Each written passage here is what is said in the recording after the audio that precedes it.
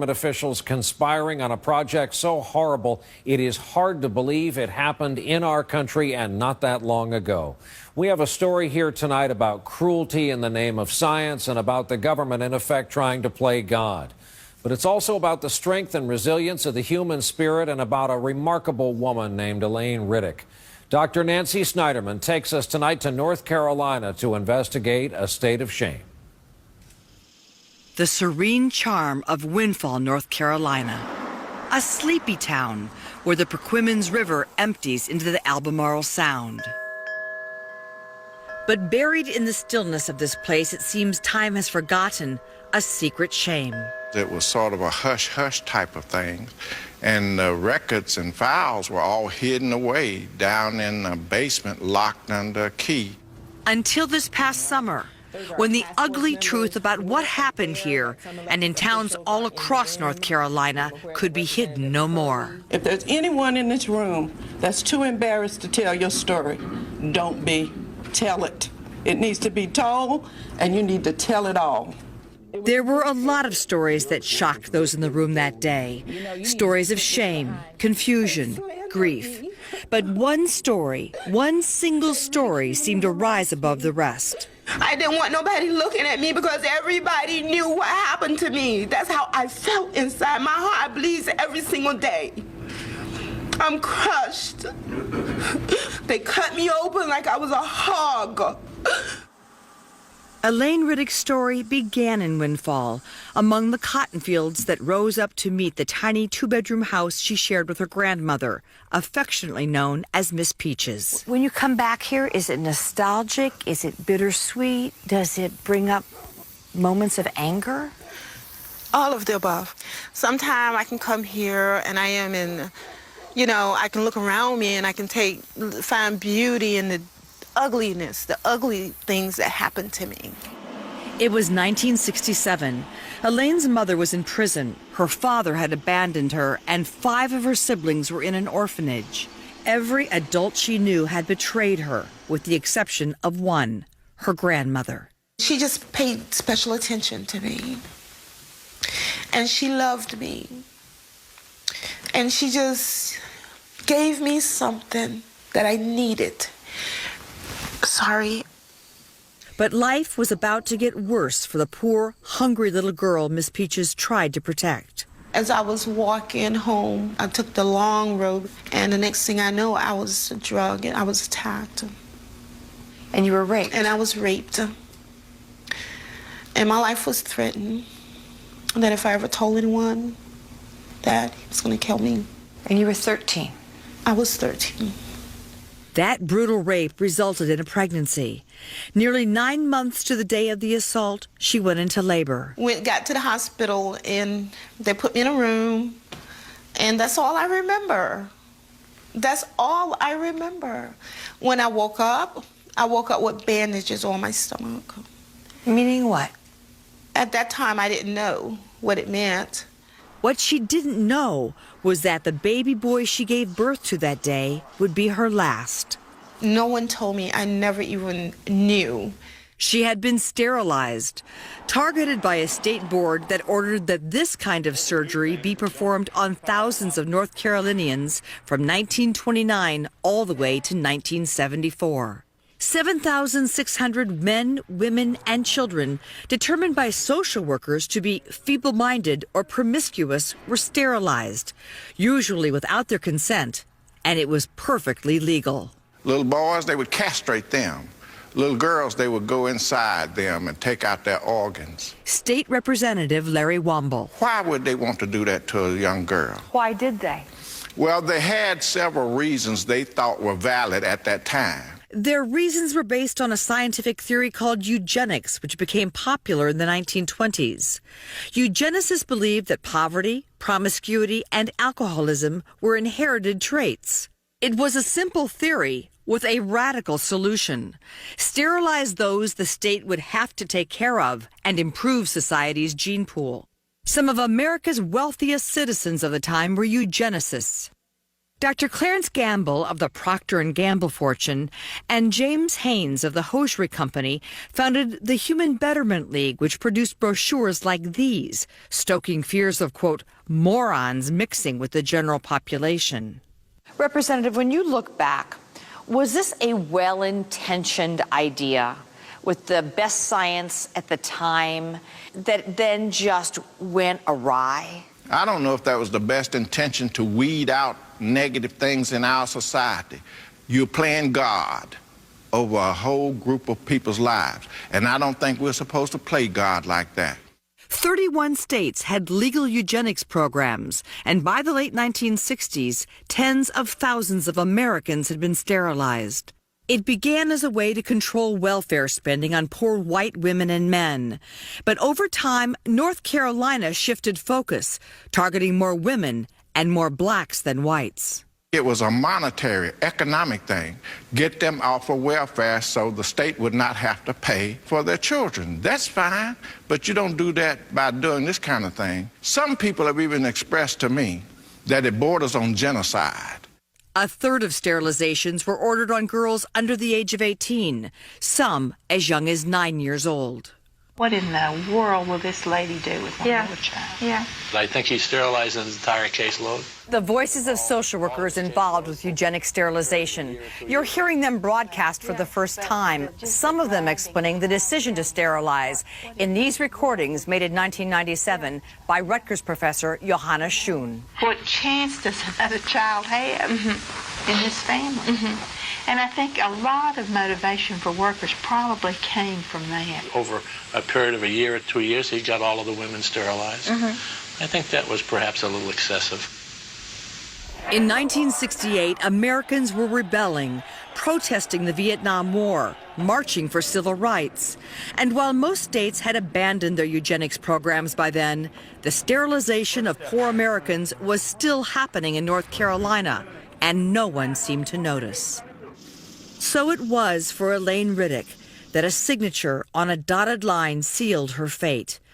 During the cesarean birth of her only son, her fallopian tubes were cut and tied off. There is a document in your file that says regarding the sterilization, grandmother consents and the procedure has been explained to Elaine. Well, how can you take a 13-year-old kid and tell them this is what you're going to do to them? The terminology did not register. How can you explain to a 13-year-old kid that you're going to sterilize them? They took something so dearly from me, something that was God-given. Trauma like this would cripple most of us, but in a moment when we continue this story after the break, we see her climb back and what she did for her only son. Again, our story continues right after this. Welcome back as we now get back to our story. For decades, North Carolina sterilized people it deemed unfit, and it did so largely in secret. And now victims like Elaine Riddick are demanding answers from the government. Dr. Nancy Snyderman continues with Elaine's fight to rebuild her life and the state of shame that existed back then in North Carolina. On the 4th floor of a government building in downtown Raleigh, North Carolina, thousands upon thousands of records few have ever seen. These are the eugenics files? Yes, and they're confidential. They're records that are not open to the general public. State Archivist Dick Langford is the keeper of the files that hold the secrets of one of the most controversial practices of modern history, the mass sterilization of Americans against their will. When you've looked at them, what was your initial response? I look at them with a heavy heart because I realize these records, as patient records, have impact on people's lives. When you look at these records, you realize they're from not that long ago, 1950s, 1960s, and they represent all kinds of people. Take this one, for instance, a teenager who was sterilized because she was deemed promiscuous at the age of 8. And here's one, a 16-year-old incest victim. Social workers got consent for her sterilization from the father who raped her. And then there are the records of Elaine Riddick, sterilized after being raped at age 13. Social workers had declared her promiscuous, mentally retarded, unfit to procreate. But Elaine had something to prove. I ended up going to college. I took the entrance exam. I passed. I got in. And she graduated with an associate's degree from a technical college in 1982. Is some of this you saying to them by your actions, you guys were so wrong? Yes, definitely. Definitely. You know, I'm worthy. I'm not that little nappy head, dirty clothes, hungry little girl anymore. I don't know where I would be if I listened to the state of North Carolina. Her proudest achievement has been her son, born 43 years ago and under unimaginable circumstances. Hey, Mom. Hi, Good to see you. Good to see you. Hi. Hi, I'm Nancy. How are you, Nancy? Nice to meet you. You're Tony. Thank you. Yes, Tony. You're a strapping guy. Thank you. Today, Tony Riddick is a successful entrepreneur. You must be unbelievably proud of your mother. Oh, absolutely. I am. This is my buddy, my friend, my mother, everything, my sister. I'm proud of her because she never stopped fighting. You know, she continues to fight, and I think that's very important. What do you want? What do I want? Well, what do I want? I would like for the state of North Carolina to right what they wrong with me. At one point, I sued the state of North Carolina for $1 million, and that's been over 30-some years ago. And what did you expect when you filed that suit for $1 million? I expected for them to give me $1 million. She got nothing. She lost her case against the state because a jury decided no laws were broken. She appealed it all the way to the U.S. Supreme Court, which declined to hear her argument. I was embarrassed, and I was surprised. All she and the other 7,600 victims have is an apology, emailed to the Winston-Salem Journal from then-Governor Mike Easley in 2002. But after mounting pressure from reporters, the state decided to do more and convened a task force in 2003. Nothing resulted. Then another task force came and went. We're the United States, for God's sakes. This was so wrong. Which brings us back to that day last summer when victims and their families had their say, in front of another government task force assigned to determine how they should be compensated. What do you think I'm worth? What do you think I'm worth? It doesn't matter what you think I'm worth. It's what I think I'm worth. Priceless. Yes, ma'am. There's nothing that the state of North Carolina can do to justify what they did to me. What they did to these other victims. They told me to sign papers. I didn't sign no papers. I ain't never signed the papers. That was not my signature on these papers. North Carolina is the only state to consider compensation in the range of $20,000 to $50,000. But Tony Riddick, standing up for his mother and the other victims, said that's too little, too late. And my mother's been sitting here suffering for 43 years and nothing has been done. This is sinister. I'm so afraid that they're going to try to wait till all these people die. And that's a shame. That's a mark. It's an ugly chapter in North Carolina's book. We must step up to the plate and we must realize, take responsibility.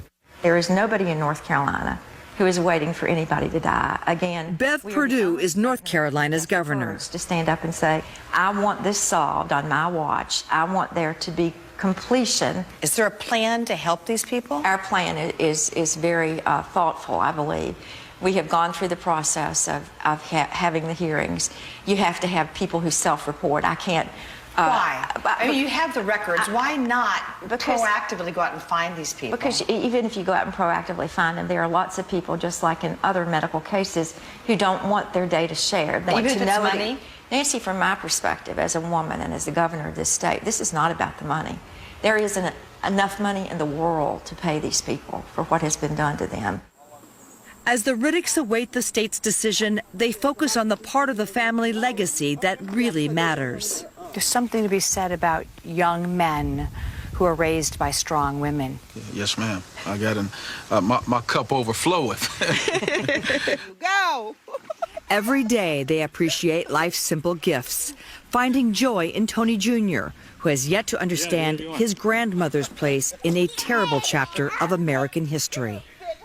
He gives me the love. So with that, I can do anything in the world that I want to do. And I can be anybody I want to be. I'm sitting here thinking, these aren't records you unearthed in a parchment book with sketchy details from the past. We just heard audio recordings of something saying someone